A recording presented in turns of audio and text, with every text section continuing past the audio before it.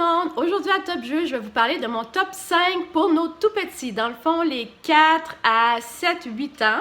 Donc, j'ai joué à 46 jeux depuis les 2 derniers mois, dont 22 qui sont classés pour nos plus jeunes.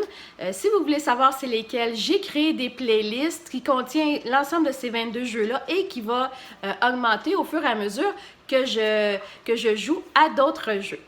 Donc, sans plus tarder, je voulais vous parler de mon top 5, mais avant de commencer, il y a 2 jeux malheureusement qui n'ont pas réussi à faire le top 5, mais qui sont extrêmement intéressants et très très bons aussi. Il s'agit de Méchant Loup et de Sardine, 2 jeux de Djeko qu'on apprécie beaucoup, que je trouve très intéressants, que vous devrez aller regarder comment on joue et peut-être que ce sera un de vos top 5 à vous. Pour moi, on commence tout de suite en 5e position. Gogo Gelato est en 5e position parce que c'est un jeu qui a des belles couleurs, c'est le fun à jouer, on s'amuse, rien de bien compliqué, des petits défis pour tout le monde s'amuse et on rit, les boules y tombent. Écoutez, c'est que du plaisir pour Gogo Gelato, pas trop compliqué pour nos plus petits non plus, donc 5e position.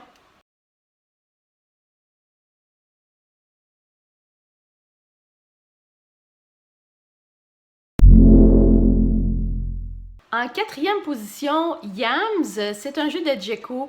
La raison pour laquelle il est en 4e position, c'est parce que je crois que c'est un bon jeu pour commencer, pour initier nos plus petits à des jeux de société. C'est un beau mélange entre le Yahtzee et le jeu de tic-tac-toe.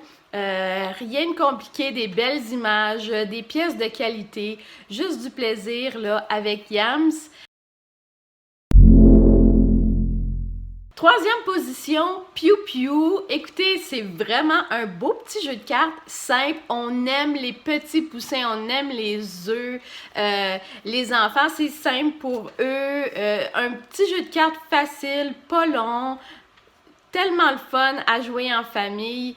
Pour les plus petits, je crois que Piu Piu, c'est le jeu qu'il vous faut en fait, plutôt que d'autres jeux de cartes de Djeko ou autres qui seraient plus complexes. Celui-ci est vraiment, vraiment intéressant. En 2e position, la chasse aux monstres. Écoutez, on a eu beaucoup de plaisir à jouer à la chasse aux monstres. La thématique, elle est géniale. On a peur des monstres, on leur lance des jouets et puis on les renvoie dans le placard le plus rapidement possible. Donc, un beau petit jeu de mémoire avec une thématique. Les enfants ont peur d'aller se coucher. On se débrouille avec les monstres qu'on a et tout ça. Donc, très, très bon jeu de mémoire à jouer avec nos enfants.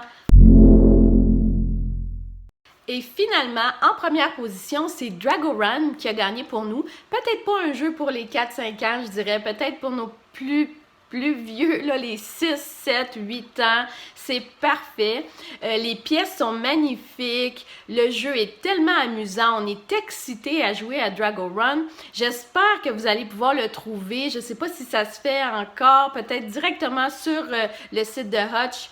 Mais Drago-Run, on a beaucoup aimé jouer à ce jeu-là. Les pièces sont magnifiques. Donc, beaucoup de plaisir à Drago-Run. Moi, je vous le recommande. Puis, c'est la raison pour laquelle il a été en première position. C'est l'excitation qu'on a eu à jouer à ce jeu-là. Donc, un petit résumé. 5e position, Gogo Gelato. 4e, Yams. 3e, Piu Piu. 2e position, La Chasse aux Monstres. Et finalement, Drago-Run en première position. Donc, je vous inviterai tout de suite à appuyer sur Subscribe. Donnez-moi des likes parce que je vous prépare pour 2020 encore plus de vidéos. Donc, voici ce qui s'en vient pour l'année prochaine. Alors, j'ai 4 jeux qui s'en viennent l'année prochaine et plus, évidemment. Mais voici un petit jeu de cartes qui s'appelle Sam la Pagaille, un jeu de vitesse et d'observation. Ensuite, Raccoon, un petit jeu qui se joue individuellement avec des défis. Ensuite, La Forêt Enchantée, sous le même thème que La Marche des Pingouins, par exemple. Donc, je vous parle de celui-ci. Et finalement, Taïga de Foxmine qui s'en vient là, en 2020 pour vous. J'espère que vous avez apprécié mon top 5 et puis je vous revois bientôt. Bye bye!